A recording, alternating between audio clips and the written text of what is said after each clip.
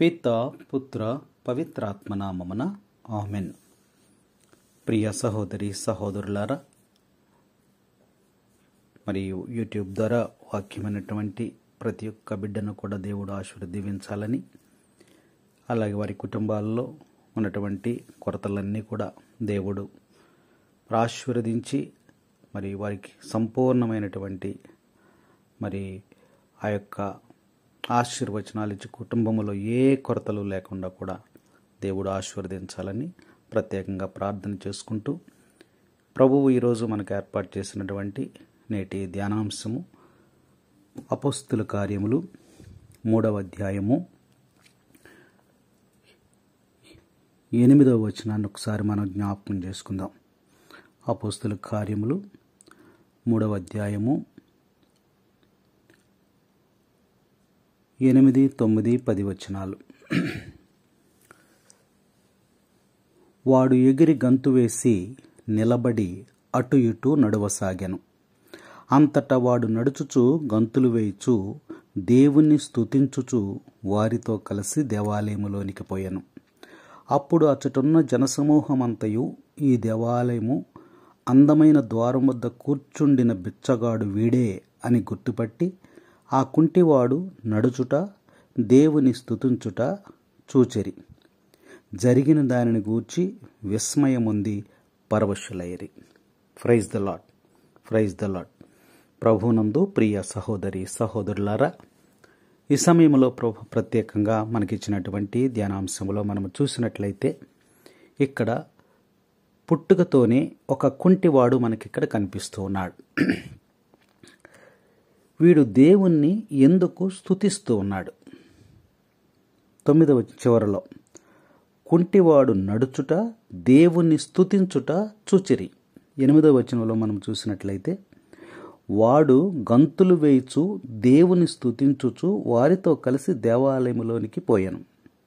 8వ వచనం మొదటిలో వాడు ఎగిరి గంతు వేసి నిలబడి అటు ఇటు నడవసాగాను. ఇప్పటి వరకు కూడా వాడు దేవాలయం వద్ద కూర్చుని భిక్షాటన చేసేటువంటి వాడు.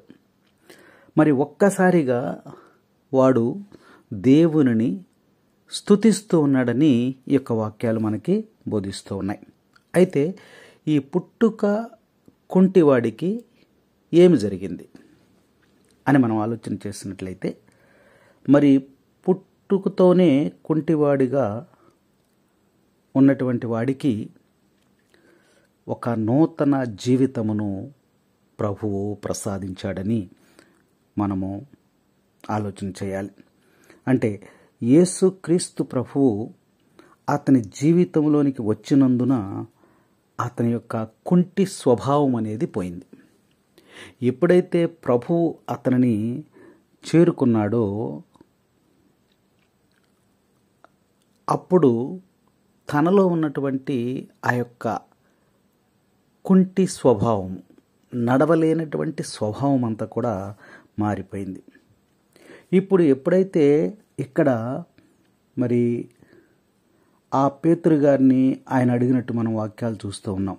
ఆయన అంటున్నాడు, నాకున్నది నీకు ఇచ్చేదను, నజరేయుడగు యేసుక్రీస్తు పేరట నీవు నడువుము అని చెప్పి ప్రభు పేరట ఒక ప్రవచనాన్ని చెప్పాడు ఆయన. అక్కడ ఒక ప్రభు పేరట నీకు నడక వచ్చునుగాక అని ప్రభు మాటని తన నోట ద్వారా ఆ యొక్క పేతురు గారు పలికినట్టు మరి లేఖనాలు మనకి తెలియజేస్తూ ఉన్నాయి. అయితే 1వ వచనం నుంచి కూడా 10వ వచనం మనకు చదివితే మనం ఇంకా క్షుణ్ణంగా మనకు అక్కడ అర్థమవుతూ ఉంటుంది. కాబట్టి ఈ భిక్షాటన చేసేటువంటి వాడు అక్కడ కూర్చుని సాధారణంగా ఏమడుగుతాడు? ఎవరన్నా ఏమన్నా వేస్తారేమో అని ఆశపడుతూ ఉంటారు. అలాగే ఈ యొక్క మరి పేతురు యోహానులు కూడా ఆ దేవాలయంలోకి వెళ్తూ ఉన్నప్పుడు 3వ వచనాన్ని మనం చూద్దాం. పేతురు యోహానులు కూడా ఆ దేవాలయంలోకి వెళ్తూ ఉన్నప్పుడు ఈ కుంటివాడైనటువంటి వీడు మరి ఏమైనా నాకు ధనం ఇస్తారు, వాళ్ళు ఏదైనా డబ్బులు చిల్లర డబ్బులు వేస్తారు, ఏదో ఒకటి ఇస్తారనే ఆశతో వారి వైపు ఎదురు చూస్తున్నట్టు లేఖనం మనకు తెలియజేస్తూ ఉంది. భిక్షాటన చేస్తూ ఉన్నాడు. అయితే అప్పుడు పేతురు గారు అంటున్నారు, అయ్యా నా దగ్గర ఉన్నదేదో నీకు ఇస్తా, నువ్వు ఆశతో నా వంక నువ్వు చూస్తూ ఉన్నావు, నేనేదో ధనమిస్తానని లేదో ఏదో నీకు సహాయం చేస్తానని నువ్వు ఆశతో నా వైపు ఎదురు చూస్తూ ఉన్నావు. కానీ నా దగ్గర వెండి కానీ బంగారం కానీ ఏమీ కూడా నా దగ్గర లేదు. నా దగ్గర ఉన్నదే నీకు ఇస్తా. నా దగ్గర ఏముందంటే నజరేయుడైనటువంటి యేసుక్రీస్తు పేరట నీవు నడుచుదువుగాక అని పేతురు పలికాడు. చూడండి, వాడి కుడి చేతిని పట్టుకుని లేవనెత్తున వెంటనే పాదములు మడములు బలపడగా వాడు వెంటనే గంతులు వేశాను. Praise the lord. అంటే ఎప్పుడైతే మరి ప్రభువుని అంటే పేతురు ద్వారా నజరేయుడైనటువంటి యేసుక్రీస్తు ఆయనకి దగ్గరయ్యాడో అప్పుడు వాడిలో భిక్షమెత్తుకునేటువంటి స్వభావము కోల్పోయాడు. చూసారా, దేవుని యొక్క శక్తి ద్వారా ఒక అద్భుతం జరిగింది అక్కడ. పేతురు మరి నజరేయుడైనటువంటి యేసుక్రీస్తు నామములో అని చెప్పాడు. అంటే యేసయ్య నామములోనే అక్కడ స్వస్థ జరుగుతూ ఉంది. యేసుక్రీస్తు నామము, చూడండి అక్కడ యేసుక్రీస్తు నామము స్పష్టంగా రాసింది అక్కడ. కాబట్టి యేసుక్రీస్తు నామములోనే శక్తి ఉంది. ఆ శక్తి ద్వారా మరి కుంటివాడైనటువంటి ఆ యొక్క భిక్షాటన చేసేటువంటి కుంటివాడు వెంటనే లేచి నిలబడ్డాడు. అంటే మరి దేవుని యొక్క శక్తి ద్వారా అతని జీవితంలో ఒక అద్భుతం జరిగిందని మనం ఇక్కడ చూస్తూ ఉన్నాం. అంటే ఈ బాధాకరమైనటువంటి జీవితం లేదా ఈ కుంటితనం అనేటువంటి యొక్క బలహీనత అతనిలో నుంచి తొలగిపోయిందని లేఖనం మనకు తెలియజేస్తూ ఉంది. వీడేం చేస్తున్నాడు, ఇప్పుడు దేవుణ్ణి స్తుతించేటువంటి వాడిగా మారిపోయాడు. అప్పటి వరకు కూడా దేవుడంటే ఎవరో తెలియదు, యేసయ్య అంటే ఎవరో కూడా తెలియదు. కాబట్టి ఎప్పుడైతే తన జీవితంలో మరి ఒక అద్భుతం అనేది యేసయ్య ద్వారా జరిగిందో వెంటనే వాడు దేవుణ్ణి స్తుతించటం మొదలుపెట్టాడు. కాబట్టి దేవుని సన్నిధిలో అతడు స్తుతించుచు ఆనందించుచు మరి నేను నిశ్శబ్దముగా ఎలా ఉండగలను అని చెప్పి వాడు అంటున్నాడు. అందుకనే అక్కడ ఉన్నటువంటి ప్రజలందరూ కూడా వీడికి ఏమైంది, నిన్నటి వరకు కుంటివాడే కదా, వీడికి ఏమైంది అని ప్రజలందరూ కూడా ఆ పరవశులు విస్మయము చెందంటే ఆశ్చర్యమైంది. ప్రజలందరూ కూడా ఆశ్చర్యమైపోయి నిన్నటి వరకు ఇక్కడ అడుక్కున్నాడు కదా వీడు, ఎందుకని ఒక్కసారిగా ఎలా మారిపోయాడు అనేది వారికి అర్థం కాల. ఎందుకు జరిగిందంటే ఇదిగో నజరేయుడైనటువంటి యేసుక్రీస్తు నామము పేరట ఇదిగో మరి పేతురు గారు పలికిన విధముగా వీడు వెంటనే తన జీవితంలో ప్రభు నామమును బట్టి తన జీవితంలో ఒక అద్భుతం జరిగింది. మనం కూడా అంతే. మన జీవితంలో కూడా మరి మనము కూడా మరి ఒక భిక్ష కుంటువాడు ఉన్నటువంటి ఆ యొక్క ఒక స్వభావంతోనే మనం కూడా ఉంటాం. ఒక కుంటు స్వభావంతోనే మనం, అతను శారీరకంగా అయితే కుంటిగా ఉన్నాడు, కానీ దేవుని యొక్క మహిమను తెలుసుకున్న తర్వాత దేవుడు తన జీవితం అద్భుతం తర్వాత అతడు దేవుని స్తుతించడం అనేది మనం ఇక్కడ చూస్తూ ఉన్నాం. మనలో కూడా ఒక కుంటితనం, శారీరకంగా కుంటితనం లేదేమో కానీ ఆధ్యాత్మికమైనటువంటి కుంటితనము మనలో ఉంది. అందుకనే మరి లేఖనాలు మనకు తెలియజేస్తూ ఉన్నాయి, నీలో ఉన్నటువంటి ఆధ్యాత్మికమైన కుంటితనం నీకు పోవాలి అంటే దేవుని యొక్క నామమును బట్టి, యేసుక్రీస్తు నామమును బట్టి నువ్వు ప్రార్థన చేసినప్పుడు నీలో ఉన్నటువంటి ఆత్మీయమైన కుంటి స్వభావమును నువ్వు తీసివేసుకుని తొలగించబడుతుంది. అప్పుడు నువ్వు ప్రభువును తెలుసుకుని ప్రభువును స్తుతించేటువంటి వాడిగా నువ్వు ఉంటావు. అందుకనే ఎవరైనా ఈ కుంటివాడిని అడిగారు, ఏంట్రా గంతులేస్తున్నావు ఏంటి అని ఎవరైనా అడిగినట్టయితే వాడు ఒకటే చెప్తాడు, ఏంటంటే వీళ్ళందరూ అనుకుంటున్నారు వీడు ఎగిరి గంతులేసి మరి పాటలు పాడి దేవుని స్తుతిస్తుంటే ఈ కుంటివానికి ఏమి సంభవించింది అడుగుతున్నారు. ఆడంటాడు, ఇదిగో నేను కుంటివాడిగా ఉన్నాను కాబట్టి నజరేయుడైనటువంటి యేసు నామములో నాకు కాళ్ళు వచ్చినాయి, నేను నిలబడగలిగాను, కాబట్టి నేను దేవుని స్తుతించకుండా ఎలా ఉండగలను? ప్రశ్న. ఇలాంటి ప్రశ్న మనలో రావాలి. దేవుడు నీకు అనేకమైన మేలులు చేశాడు.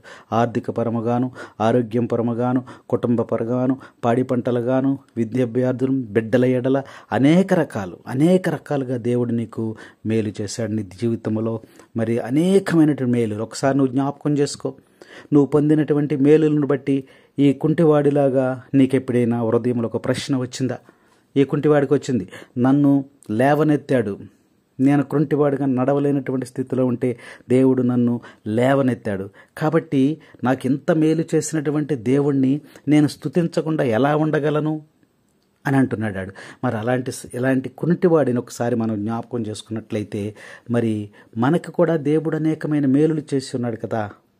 మరి ఆ మేలుని మనం జ్ఞాపకం చేసుకుని, దేవుడు నాకు ఇన్ని మేలులు చేశాడు కదా. నా బిడ్డ ఎడలు చేశారు, నా ఉద్యోగం ఎడలు చేశారు, నా పాడి పంటలు చేశారు, నా కుటుంబంలో చేశాడు, నా భర్త ఎడలు చేశాడు, నా భార్య ఎడలు చేశాడు, అనేక విషయాలలో నా కుటుంబంలో మేలులు చేశాడు. కాబట్టి నేను దేవుణ్ణి స్తుతించకుండా ఎలా ఉండగలను అని నీకు ఎప్పుడైనా హృదయంలో మరి ఎప్పుడైనా ఒక ప్రశ్న వేసుకున్నావా? వేసుకోకపోతే ఈ సమయంలో కుంటివాడి యొక్క స్థితిని బట్టి నువ్వు కూడా ఇదిగో దేవుని స్తుతించడానికి ముందుకు రావాలని ఇక్కడ వాక్యం మనకి హెచ్చరిక చేస్తూ ఉంది. చూడండి, యెషయా గ్రంథం ఒకసారి జ్ఞాపకం చేసుకుందాం. యెషయా గ్రంథము 35వ అధ్యాయం మనం చూసినట్లయితే చక్కని మాటలు అక్కడ మనకి రాయబడి ఉన్నాయి. చూడము ఒక్కసారి వాక్యం తిండి. యెషయా గ్రంథము 35వ అధ్యాయము 1వ వచనం చదువుకుందాం. ఎండిన ఎడారి సంతోషించునుగాక, మరుభూమి ప్రమోదము చెంది పుష్పించునుగాక. Praise the lord, praise the Lord. ఇక్కడ కుంటివాడి యొక్క జీవితము ఎలా ఉంది అంటే ఎండిన ఎడారి వలె ఉంది. ఎండిన ఎడారి వలె ఉంది. ఎడారి ఏమీ ఉండవు, ఏమీ దొరకవు, పచ్చిక లేదు. కాబట్టి తన జీవితంలో మరి కుంటివాడిగా, కుంటి స్వభావముతో ఆ దేవాలయం దగ్గరే భిక్షాటన చేస్తూ కదలలేనటువంటి స్థితిలో ఉన్నాడు. ఇంకొకరు ఎవరైనా వచ్చి వాడికి సహాయం చేస్తే తప్ప అక్కడి నుంచి లేచి ఇంకొక ప్రాంతానికి వెళ్ళలేడు. అలాంటి స్థితిలో ఉన్నటువంటి ఎడారి సంతసించున్నట్లుగా ఉంది. మరుభూమి అంటే పాడి పంటలు లేనటువంటి భూమి, మరుభూమి. పంటలకి మరి చెట్లు, కాయలు, ఫలాలు ఇట్లా సమృద్ధినివ్వటానికి అవకాశం లేనటువంటి ప్రదేశములో మరుభూమి ప్రమోదము చెంది పుష్పించునుగాక. పుష్పించటం అనేది చాలా ఆనందం, సంతోషం. మనం ఏదైనా ఒక మొక్కను పెట్టుకున్నాం అనుకోండి, అది చాలా కాలం మరి పుష్పించి ఫలాలు ఇవ్వలేదనుకోండి, దాన్ని ఇంకా చూసి మనకు నీరసం వచ్చేది, నిరాశ వచ్చేది. దీనికి ఎందుకు ఆహారం పెడుతున్నాను, దీనికి ఎందుకు మొక్కకు మందు వేస్తున్నాను, ఇదిగో దీనికి ఎందుకు కుదురు చేస్తున్నాను, నీరు పెడుతున్నాను, అనేక రకమైన చేస్తున్నాను, కానీ ఇది పువ్వులు ఇవ్వట్లేదే, ఫలాలు ఇవ్వట్లేదే అని నిరాశలోకి వెళ్ళిపోతూ ఉంటాం. కానీ అది పుష్పించిన రోజున, పువ్వులు వచ్చిన రోజున నీ హృదయం అంతా కూడా సంతోషము, ఆనందంతో నిండిపోతూ ఉంటుంది. Praise the lord, praise the lord. ప్రభునందు ప్రియ సహోదరి సహోదరులారా, దేవుని వాక్యములో ఉన్నటువంటి మర్మాన్ని ఒకసారి మీరు జ్ఞాపకం చేసుకోండి. మన జీవితంలో మరి దేవునికి మనం దూరముగా ఉన్నప్పుడు ఎడారిలో జీవించినటువంటి వారిలాగా ఉంటాం. అలాగే మరుభూమిలాగా ఉంటాం. ఎందుకు పనికిరానటువంటి భూమిలాగా శారీరకముగా నువ్వు ఆనందంగా ఉండొచ్చు, తినొచ్చు, త్రాగొచ్చు, వస్త్రాలు వేసుకోవచ్చు, బంగారం వేసుకోవచ్చు, కారులో తిరగచ్చు, కానీ నీ హృదయంలో ఆత్మీయమైనటువంటి ఆనందము, శాంతి, సమాధానాన్ని నువ్వు కోల్పోతూ ఉన్నావు. అందుకనే అలాంటి మరుభూమిలో ఎడారి లాంటి భూమిలో ఇదిగో మొక్కలు పుష్పించినప్పుడు ఎంత ఆనందం ఉంటుందో అలాగే దేవుని సన్నిధిలో అంత ఆనందం ఉంటుంది. చూడండి, ఇక్కడ కుంటివాడిని మనం జ్ఞాపకం చేసుకుంటున్నాం. ఈ కుంటివాడు ఎలా ఉన్నాడు చూడండి. పుష్పించలేనటువంటి స్థితిలో, అంటే నడవలేనటువంటి స్థితిలో, ఆనందము లేనటువంటి స్థితిలో, శాంతి సమాధానం లేనటువంటి స్థితిలో, దుఃఖములో ఉండి భిక్షాటన చేస్తూ ఉన్నాడు. నడవలేనటువంటి స్థితిలో, కదలలేనటువంటి స్థితిలో, లేవలేనటువంటి స్థితిలో ఉన్నాడు. కానీ ఆడక్కడ కూర్చుని ఉండగానే అనేక మంది నడుచుకుంటూ వెళ్ళిపోతుంటే లేదా మరి పరిగెత్తుకుంటూ వెళ్ళిపోతూ ఉంటుంటే వాళ్ళను చూసి ఎంతో బాధపడుతూ ఉన్నాడు. అరే, నాకు కాళ్ళు లేవే, నేను నడవలేకపోతున్నానే అని ఎంతో నిరాశకు గురైపోతూ ఉన్నాడు. అలాంటి నిరాశలో ఉన్నటువంటి, బలహీనపడిన స్థితిలో ఉన్నటువంటి ఆ కుంటివాడి దగ్గరికి పేతురు గారి ద్వారా యేసయ్య అక్కడ ప్రవేశించాడు. నజరేయుడైనటువంటి యేసుక్రీస్తు యొక్క నామములో, యేసు నామములో నీకు స్వస్థత కలుగునుగాక అని పలికినప్పుడు వెంటనే వాడు లేవగలిగాడని ఇక్కడ వాక్యం మనకి తెలియజేస్తూ ఉంది. కాబట్టి యేసుక్రీస్తు యొక్క శక్తి నిన్ను నింపటానికి సిద్ధంగా ఉంది. చూసారా, పేతురు గారు ఒక్క మాట పలకగానే వెంటనే వాడు లేచి నిలబడ్డాడు.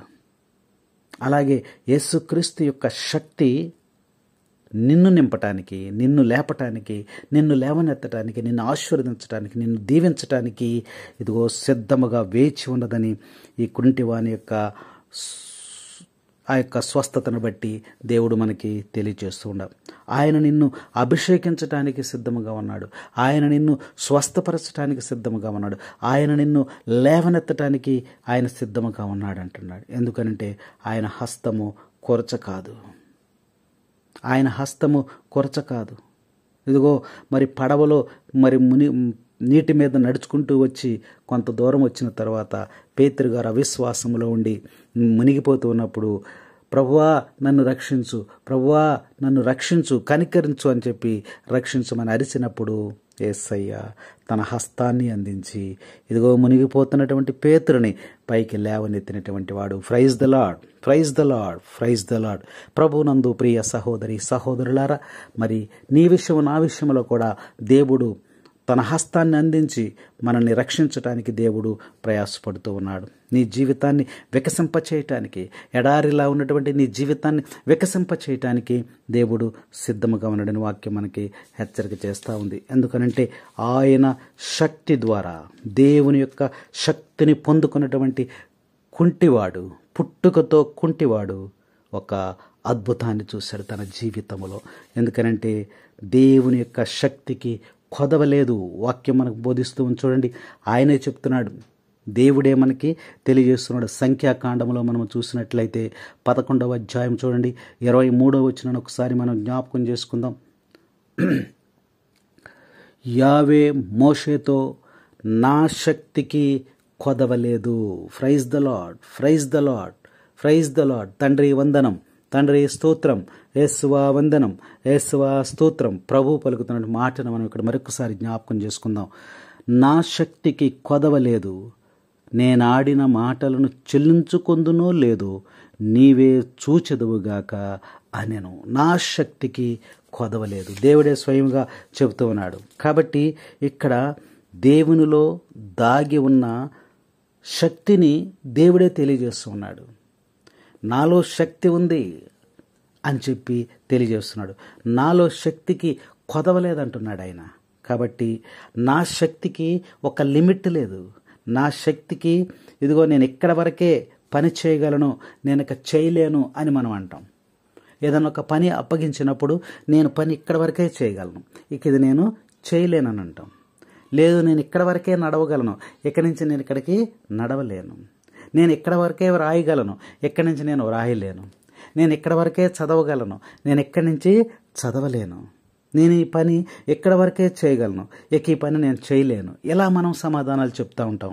కానీ ఇది జరుగుతుందా జరగదా అనేటువంటి సందేహం మనకు వచ్చేస్తుంది. ఒక కష్టమైనటువంటి పని ఏదన్నా మనకు తగిలినప్పుడు ఇది జరుగుతుందా జరగదా అని సందేహం మనకు ముందే వచ్చేస్తూ ఉంటుంది. కానీ సర్వశక్తిమంతుడైనటువంటి దేవుడు పలుకుతూ ఉన్నాడు, నా శక్తికి కొదవలేదు, నా శక్తికి కొదవలేదు. అన్లిమిటెడ్ పవర్ ఉంది ఆయన దగ్గర. అన్లిమిటెడ్ పవర్, కొలవలేనటువంటి శక్తి, కొలమానము లేనటువంటి శక్తి ఆయన దగ్గర ఉందని వాక్యం మనకి హెచ్చరిక చేస్తూ ఉంది. ఎందుకనంటే ఇదిగో ఒక కుంటివాడిని మరి లేవనెత్తి నడిపించగల శక్తి ఎవరి దగ్గర ఉందండి? ఒక తుఫానుని ఆపగలిగినటువంటి శక్తి ఎవరి దగ్గర ఉందండి? కాబట్టి ఆయన శక్తి, ఆయనే అంటున్నాడు, నా శక్తికి కొదవలేదని వాక్యం మనకి బోధిస్తూ ఉంది. కాబట్టి నీ అవసరాలన్నీ తీర్చగలిగినటువంటి శక్తి ఇది దేవుని వల్ల కాదు అనటానికి లేదు. నాకు అసాధ్యమైనది ఏది కూడా లేదని ప్రభువు మనకి స్పష్టంగా తెలియజేస్తూ ఉన్నాడు. కాబట్టి కీర్తనల గ్రంథం ఒకసారి చూడండి. కీర్తనల గ్రంథంలో మనం చూసినట్లయితే మరి 105వ కీర్తనలో చూద్దాం. 105వ కీర్తన 3వ వచనం ఒకసారి చూద్దాం. 105వ కీర్తన 3వ వచనానికి చూస్తే అక్కడ చక్కని మాటలు మనకి వ్రాయబడదు. చూడండి, పవిత్రుడైన ప్రభువునకు చెంది ఉన్నందుకు గర్వింపుడు, ఆయనను సేవించువారెల్లా సంతసింపుడు. ప్రభునందు ప్రియ సహోదరి సహోదరులారా, మనము గర్వించవలసిన విషయం ఏమిటి అంటే ఈ వాక్యంలో మనకి తెలియజేస్తున్నాడు దేవుడు. చూడండి, మరొకసారి చూద్దాం. పవిత్రుడైన ప్రభువుకు చెంది ఉన్నందుకు గర్వింపుడు. ప్రభువుకు చెందినటువంటి వ్యక్తిగా నువ్వు గర్వపడాలని వాక్యం మనకి హెచ్చరిక చేస్తూ ఉంది. సర్వశక్తిమంతుడైనటువంటి దేవునికి మనము చెందిన వారమై ఉన్నామని దేవుడు ఈ వాక్యం ద్వారా మనకి తెలియజేస్తున్నాడు. అదే వాక్యంలో మనం చూస్తే కీర్తనకాడు 62వ అధ్యాయం చూడండి. 62వ అధ్యాయంలో మనం చూసినట్లయితే మరి చక్కని వాక్యాలు దేవుడు మనకి బోధిస్తున్నాడు. 62వ అధ్యాయము 11వ వచనం ఒకసారి మనం జ్ఞాపకం చేసుకుందాం. బలము, ప్రేమ తనకు చెందినవని ప్రభువు ఒక మారు సెలవీయగా నేను పలుమారులు వింటిని. Praise the lord, praise the Lord. ఏముంది? బలము, ప్రేమ. ప్రభువు దావీదుతో మాట్లాడుతూ ఉన్నాడు. దావీదుతో అంటున్నాడు ఈ మాటలు. దావీదు విన్నానంటున్నాడు. అక్కడ చూడండి, ఆయన చెప్తున్నాడు, నేను ఒక మారు సెలవీయగా నేను పలుమారులు వింటిని. ప్రభు ఒకసారి చెప్తే చూడండి, అక్కడ మరి పలుమార్లు అనేక సార్లు నేను ఈ మాటను విన్నాను. ఏముందంట? ప్రభువులో బలం ఉంది, ప్రేమ ఉంది, తనకు చెందినవని ప్రభు చెప్పాడు. ప్రేమ నాకు చెందింది, బలము నాకు చెందిందని దేవుడు ఇక్కడ మనకి దావీదు గారితో తెలియజేస్తున్నాడు. ప్రభువు దావీదుతో చెప్పిన మాటను మనము జ్ఞాపకపరచుకోవాలి. బలము, ప్రేమ నాకు చెంది ఉన్నవి, నావేవి. కాబట్టి ఆయనను మించినటువంటి బలవంతుడు, ఆయన మించినటువంటి శక్తివంతుడు ఎవడు కూడా లేడు. ఎవరైనా చూడండి, తుఫానును ఆపేటువంటి శక్తి ఎవరికన్నా ఉందంటారా? ఎవరికన్నా ఉందంట? ఎవరికీ లేదు. ఆయన మాటలో శక్తి ఉంది, ఆయన మాటలో బలం ఉంది. చూసారా? మరొక్క మాట గద్దించగానే సముద్రం అంతా కూడా నెమ్మదిచ్చిందని మనకు లేఖనాలు మనకి తెలియజేస్తున్నాయి. అంటే ఆయన మాటలోనే బలం ఉంది. చూసారా? ఆయన ఎంత ప్రేమమయుడంటే ఈ లోకములో అంత ప్రేమమయుడు ఎవడును కూడా లేడని మనం అర్థం చేసుకోవాలి. కాబట్టి ఆయనే సర్వశక్తిమంతుడు, ఆయన ప్రేమమయుడని యొక్క వాక్యం మనకి తెలియజేస్తూ ఉంది. కాబట్టి బలమంతా ఆయనదే. కాబట్టి నీకున్న బలమంతా కూడా ఆయనదే. నీవు ఆయన బలం మీద నువ్వు ఆధారపడి జీవించాలని వాక్యం మనకి హెచ్చరిక చేస్తూ ఉంది. కాబట్టి ఆయన శక్తి మీద నువ్వు ఆధారపడాలని వాక్యం ఈరోజు మరి మనకు చక్కగా స్పష్టంగా కుంటివాని యొక్క జీవితం బట్టి తెలియజేస్తూ ఉంది. కాబట్టి ఆయనపై ఆధారపడి మనము జీవిస్తే మరి మన జీవితంలో సాధించలేనటువంటి విషయాలు ఏమీ కూడా ఉండవని దేవుడు మనకు తెలియజేస్తున్నాడు. కాబట్టి ఆయన బలముతోనే, ఆయన శక్తితోనే మనము అనేక విషయాలను జయించవచ్చని లేఖనాలు మనకి తెలియజేస్తూ ఉన్నాయి. కాబట్టి ప్రభు అంటూ ఉన్నారు వాక్యములో, నేను లేక మీరేమీ చేయలేరంటున్నారు. కాబట్టి బలము ఆయనే, ప్రేమ కూడా ఆయనే. ఆ రెండు కూడా మరి దేవుని వద్ద నేను వాక్యం మనకి తెలియజేస్తూ ఉంది. మరి ఇంకొక వాక్యాలు మనం జ్ఞాపకం చేసుకున్నట్లయితే ఒక చక్కని వాక్యాలు మనకి ఇక్కడ వ్రాయబడి ఉన్నాయి. కొన్ని వాక్యాలు మనం ధ్యానించుకున్నట్లయితే దేవుని యొక్క శక్తిని అనుమానించటం వలననే మనము ఈ లోక కార్యాల వైపు మనం తిరుగుతున్నామని యొక్క వాక్యం మనకి తెలియజేస్తూ ఉంది. జెఫన్యా గ్రంథం ఒకసారి చూద్దాం. జెఫన్యా గ్రంథము 3వ అధ్యాయంలో 17వ వచనం చూద్దాం. నీ దేవుడైనటువంటి ప్రభువు నీ నడుమ ఉన్నాడు, అతని బలము వలన నీకు విజయము కలుగును. అతడు నిన్ను గాంచి ఆనందించుచు ప్రేమతో నీకు నూతన జీవమును వసుకును. నిన్ను తలంచుకొని సంతసముతో పాటలు పాడును. చూడండి, ఇక్కడ ప్రభువు మనకు చక్కగా తెలియదు. దేవుని యొక్క శక్తి, ఎప్పుడైతే మనము దేవుని యొక్క శక్తిని మరి అనుమానించటం వలన మనము ఈ లోక కార్యాల వైపు తిరిగిపోతున్నాం, మొగ్గు చూపుతున్నామని వాక్యం మనకు తెలియజేస్తూ ఉంది. కాబట్టి మరి అనేక విషయాలు మనం జ్ఞాపకం చేసుకోవచ్చు. మరి క్రైస్తవులుగా ఉండి కూడా మనము అనేకమైనటువంటి మరి ఆచారాలను మనం పాటిస్తూ ఉంటాం. అనేకమైనటువంటి ఆచారాలను మనం పాటిస్తూ ఉంటాం. ప్రార్థనే, యేసయ్యే ఆచారంగానే మనము జీవిస్తూ ఉంటాము.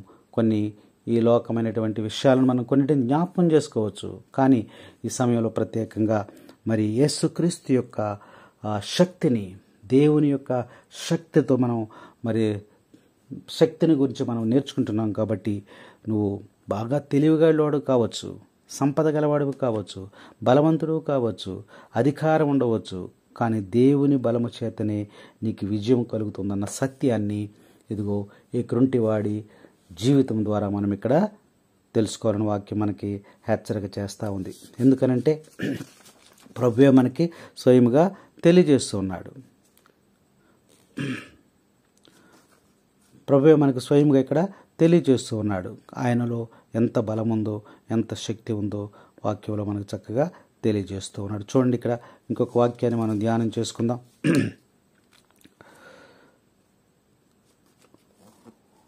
సంఖ్యాకాండము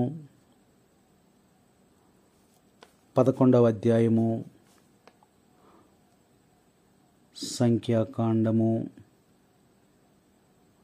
11వ అధ్యాయము 5వ వచనాన్ని ఒకసారి చూడండి. మనము ఐగుప్తునుండగా అక్కడ చేపలు ఉచితముగానే లభించడివి. అచట మనము కడుపారా తిని దోసకాయలు, పుచ్చకాయలు, కందములు, ఉల్లి, వెల్లుల్లి ఇప్పుడు జ్ఞప్తికి వచ్చుచున్నవి. చూసారా, వాక్యంలో మనం చూసినట్లయితే వీళ్ళకి దేవుడిచ్చినటువంటి ఈ యొక్క ఆహారమును, ఏ ఆహారం ఇచ్చాడు ఆయన? మన్నా అనేటువంటి ఆహారాన్ని ఇస్తే దాని గురించి వాళ్ళు మాట్లాడుతూ ఉన్నారు. పనికి మాలినటువంటి ఆహారం ఇచ్చాడు, దిక్కుమాలినటువంటి భోజనాన్ని ఇచ్చాడని అనుకుంటున్నారు. కానీ దేవతలు భుజించేటువంటి ఆహారం అది. కాబట్టి అంత గొప్ప ఆహారాన్ని తన సొంత ప్రజలకు ఆయన ఇస్తే మొదట్లో బాగానే తిన్నారు. రాను రాను ఆహారం వారికి నచ్చడం లేదు. దేవుని మీద గొణుగుతూ సణుగుతూ మరి ఆ యొక్క మోషేని దూషించినట్లు ఇక్కడ మనకి ఈ యొక్క గ్రంథంలో మనకి దేవుడు తెలియజేస్తున్నాడు. కానీ మన్నా కన్నా మించినటువంటి ఆహారాన్ని యేసుక్రీస్తు ప్రభు మనకిచ్చాడు. తన శరీర రక్త మాంసాలని మనకు పంచిచ్చాడు. కాబట్టి క్రీస్తు శరీరము చేత మనం పోషింపబడుతూ ఉన్నాం. అందుకనే మోషే వెళ్ళి తండ్రి దేవునికి ప్రార్థన చేశాడు. ప్రార్థన చేసినప్పుడు ఒక నెల రోజుల్లో మాంసంతో భోజనం పెట్టినట్టు అక్కడ లేఖనాలు మనకి తెలియజేస్తాం. తర్వాత పూరెడి పెట్టెలతో మాంసం పెట్టాడు. కాబట్టి దేవుడు చేసేటువంటి పని అందుకని అంటున్నాడు, దేవుని యొక్క శక్తికి కొదవలేదంటున్నాడు. దేవుని యొక్క శక్తికి కొదవలేదని వాక్యం మనకు చక్కగా హెచ్చరిక చేస్తూ ఉంది. ఇంకా అనేక విషయాలను మనం జ్ఞాపకం చేసుకోవచ్చు. ఎడారిలో మరి ఇశ్రాయేలు ప్రజలు నడిపిస్తూ ఉన్నప్పుడు వారికి కావలసినటువంటి భోజనం అంతా కూడా అక్కడే ఏర్పాటు చేశాడు వాడికి. కాబట్టి దేవుడు ఈ లేఖనాల ద్వారా మనకు తెలియజేస్తూ ఉన్నాడు ఏమిటంటే, దేవుని యొక్క శక్తి ద్వారా మాత్రమే నీ యొక్క జీవితంలో ఒక అద్భుతం అనేది జరుగుతూ ఉంటుంది. కాబట్టి ఆయన హస్తమేమీ కొరచ కాదు, నీకు అందిస్తాడు. ఆయన నిన్ను రక్షిస్తాడు, నిన్ను కాపాడతాడు, నీకు అభయమిస్తూ ఉన్నాడని వాక్యం మనకి హెచ్చరిక చేస్తూ ఉంది. కాబట్టి క్రీస్తు ప్రభువుని మరి యొక్క కుంటివాడు పుట్టుకతో కుంటివాడైనటువంటి వీడు మరి దేవుణ్ణి స్తుతించడం మనం ఇక్కడ గమనిస్తూ ఉన్నాం. అందుకని ఆడంటున్నాడు, ఆడు వేసుకున్నటువంటి ప్రశ్నను మనము ప్రతినిత్యం కూడా జ్ఞాపకం చేసుకోవాలి. మనం పనిపాటల్లో ఉన్నా, ప్రయాణంలో ఉన్నా, లేదా గృహంలో ఉన్నా ఒక ప్రశ్న మనకెప్పుడు కూడా మన హృదయంలో వెంటాడుతూ ఉండాలి. ఎంత మేలు చేసినటువంటి నడవలేనటువంటి నన్ను నడిపించిన యేసయ్యకు, లేవలేనటువంటి నన్ను లేపినటువంటి యేసయ్యను, మరి ఎగిరి గంతులు వేయలేనటువంటి నన్ను ఎగిరి గంతులు వేసేటట్లు, నాలో ఉన్న కుంటూ స్వభావాన్ని తీసివేసినటువంటి యేసయ్యను, నాలో ఉన్నటువంటి మరి భిక్షాటన అనేటువంటి దానిని తీసివేసినటువంటి యేసయ్యను నేను స్తుతించకుండా ఎలా ఉండగలను అనే ప్రశ్న ఆ కుంటివాడికి ఎలా వచ్చిందో, అలాగే ప్రతి నిత్యము కూడా నువ్వు కూడా జ్ఞాపకం చేసుకోవాలని ఈరోజు వాక్యం మనకి తెలియజేస్తూ ఉంది. జ్ఞాపకం చేస్తూ ఉంది. నీ అవసరత ఏంటి, నీ కష్టం ఏంటి, నీ బాధ ఏంటి, నీ బలహీనత ఏంటి, నీకేం కావాలి అనేది నువ్వు స్పష్టంగా తెలుసుకొని మరి దేవుని ముందు మొరపెట్టి ప్రార్థన చేసినట్లయితే నజరేయుడైనటువంటి యేసు నామములో నీకును నీ కుటుంబానికి ఒక అద్భుతం కుంటివాని జీవితంలో జరిగినట్లుగా నీలో కూడా, నీ జీవితంలో, నీ కుటుంబంలో, వ్యక్తిగతంగా నీకు కూడా ఒక మేలు జరుగుతుంది, ఒక అద్భుతం జరుగుతుంది, ఒక ఆశ్చర్యమైనటువంటి కార్యం జరుగుతుంది. ఆ శక్తి కలిగినటువంటి, బలము కలిగినటువంటి, ప్రేమ కలిగినటువంటి దేవుణ్ణి ఆశ్రయించాలని, ఇది ఆశ్రయించి మేలులు పొందాలని ఇదిగో ప్రత్యేకంగా ఈరోజు దేవుడు మరి కుంటివాని జీవితం ద్వారా మనతో మాట్లాడుతూ ఉన్నాడు. దేవుని యొక్క శక్తి మన మీదకు దిగి రావాలంటే, మన కుటుంబాల మీదకు దిగి రావాలంటే, బలముగా దిగి రావాలి అంటే మనము దేవుని స్తుతించాలని ఈరోజు దేవుని యొక్క వాక్యము మనకి బోధిస్తూ ఉంది. కాబట్టి మనము దేవుని స్తుతించు వారులాగా ఉండులాగున దేవుని యొక్క కృప, దేవుని యొక్క ఆశీర్వాదము నిండుగా మెండుగా మన మీద కుమ్మరించునుగాక. ఆమెన్. పిత, పుత్ర, పవిత్ర ఆత్మనామమున ఆమెన్.